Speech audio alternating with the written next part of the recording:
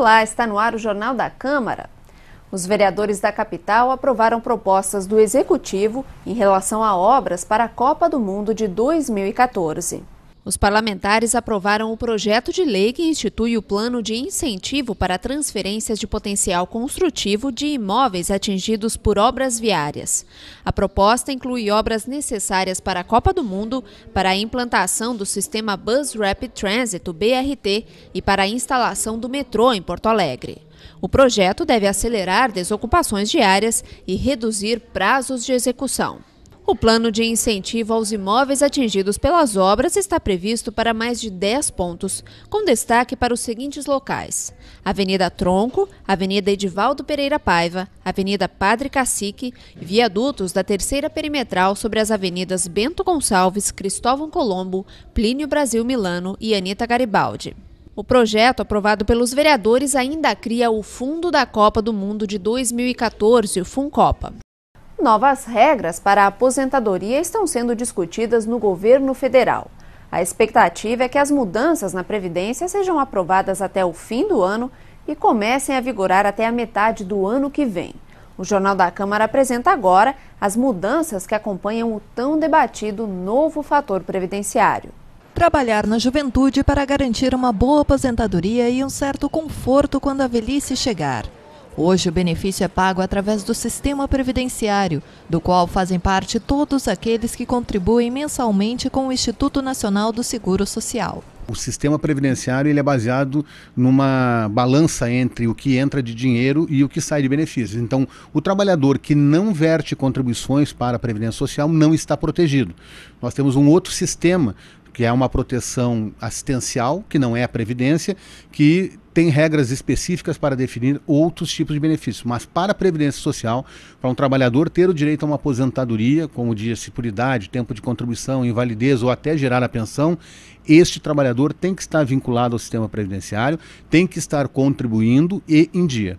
A aposentadoria pode ser requisitada de 4 formas. Por tempo de contribuição, sendo 30 anos para as mulheres e 35 anos para os homens, aposentadorias especiais, com tempo reduzido, por idade, sendo o mínimo de 60 anos para as mulheres e 65 anos para os homens, e por risco de acidentes de trabalho, invalidez ou auxílio-doença. Quando se estabeleceu o fator previdenciário, estabeleceu na busca de uma idade, tempo de contribuição relativamente neutra, e se elegeu 53 anos de idade o homem e 48 anos de idade a mulher, como busca de um tempo mínimo de contribuição, com a soma do tempo mínimo de contribuição para chegar a 100%. À medida em que a expectativa de sobrevida foi aumentando, hoje nós temos uma expectativa de 72 anos, em 1998 nós tínhamos uma expectativa de 62, 63, essa expectativa de sobrevida criou um abismo entre o tempo de contribuição do trabalhador e o resultado da sua aposentadoria.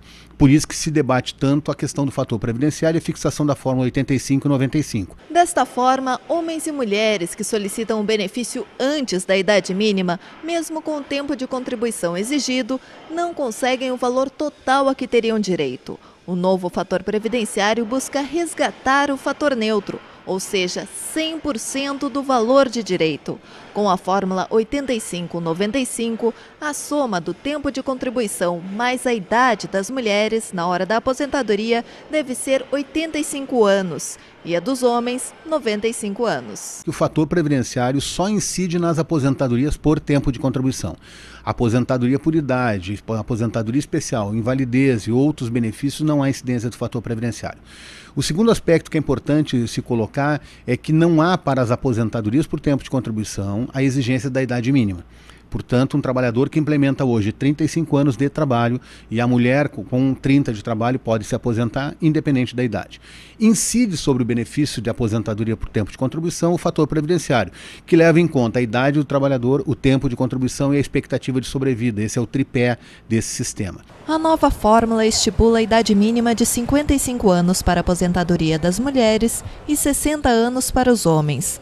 Com o aumento da expectativa de vida da população, o cálculo deve ser aumentado progressivamente até chegar à fórmula 90-100, respectivamente.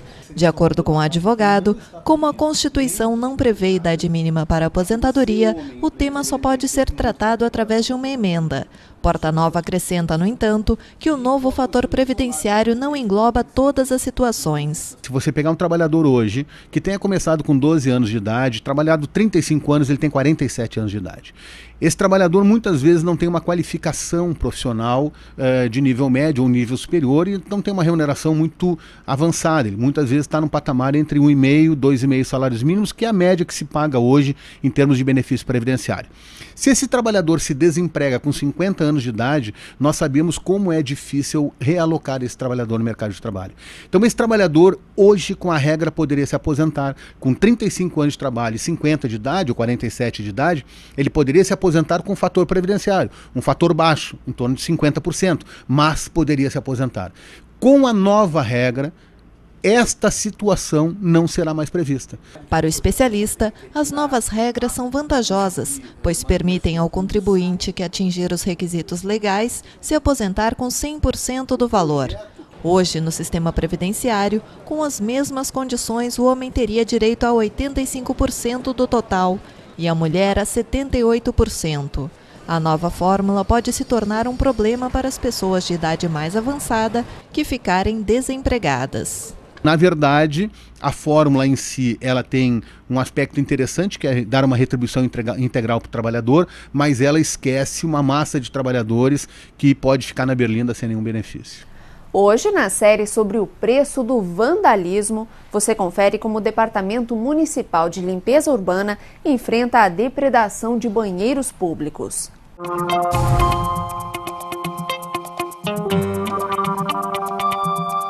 Quem precisa ficar horas na rua sabe o quanto é importante a cidade manter os banheiros públicos em boas condições. Em locais como o Mercado Público de Porto Alegre, onde circulam 150 mil pessoas por dia, esses espaços são essenciais. Apesar do serviço ser muito utilizado pela população, muitas pessoas não contribuem com a conservação dos sanitários. Existe o vandalismo propriamente dito, que é a depredação. Gente que quebra pia, quebra vaso, quebra janelas. Alguns banheiros que são em zona muito isolada, nós temos arrombamento e roubo. E se rouba de tudo, tubulação, encanamento, telhas, até a porta às vezes. São investidos R$5 mil na manutenção dos 40 banheiros públicos da capital. Esse valor representa um gasto anual de R$60 mil aos cofres públicos. Os sanitários públicos da cidade contam com zeladores durante o dia para ajudar na conservação dos equipamentos.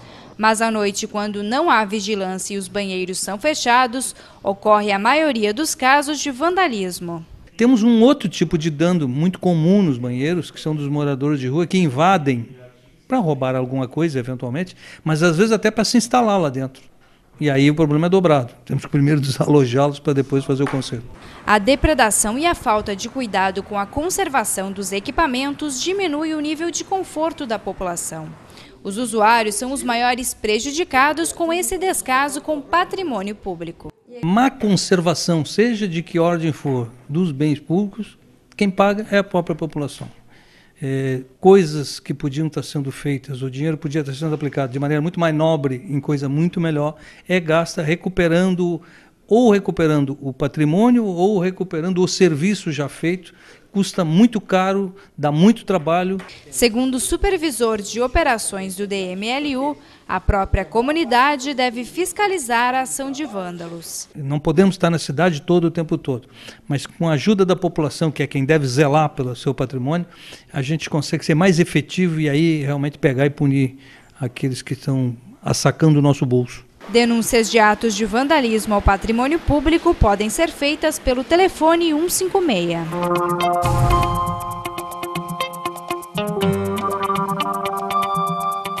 A Associação dos Moradores e Amigos do bairro Auxiliadora ocupou a tribuna nesta segunda-feira para apresentar o projeto de uma passagem de pedestres no bairro. A iniciativa partiu de moradores da região. João Augusto Volino Corrêa, presidente da associação, apresentou o projeto em vídeo. A comunidade busca solução para a circulação de pedestres na rua Mata Bacelar, entre as ruas Cândido Silveira e Xavier Ferreira. De acordo com o projeto, a AMA conquistou no DEMAI, em 2009, o termo de permissão de uso temporário da área, que estaria abandonada. O projeto prevê um sistema de vigilância e monitoramento 24 horas, possibilidade de cercamento nas extremidades e corrimão em toda a extensão lateral da murada do terreno lindeiro para facilitar a circulação de idosos. Em sessão solene, o Centro de Tradições Gaúchas Tiaraju foi homenageado pelo Legislativo Municipal. Proposta pelo vereador Alceu Brasinha, do PTB, a sessão solene foi presidida pelo vereador Eloy Guimarães, do mesmo partido. O parlamentar já foi patrão de honra do CTG, criado em 1962, no Jardim Itu, zona norte da capital. O patrão Gilmes Lopes Artuig agradeceu a homenagem aos 50 anos do Centro de Tradições Gaúchas Tiaraju. Em outra sessão solene, o presidente do Banco de Alimentos do Rio Grande do Sul recebeu o título de cidadão honorário de Porto Alegre. A homenagem foi proposta pelo vereador João Pancinha, do PMDB. Antônio Parisse, natural de Passo Fundo, vive em Porto Alegre desde os 17 anos de idade. Formado em Direito e em Economia, o professor universitário aposentado sempre esteve envolvido em atividades do Rotary Club e da Igreja Católica. À frente do Banco de Alimentos do Rio Grande do Sul, comemora o alcance da instituição. Segundo Parisse, somente em Porto Alegre, cerca de 250 toneladas de alimentos são entregues por mês a mais de 350 entidades. O Jornal da Câmara termina aqui. Obrigada pela audiência. Até a próxima edição.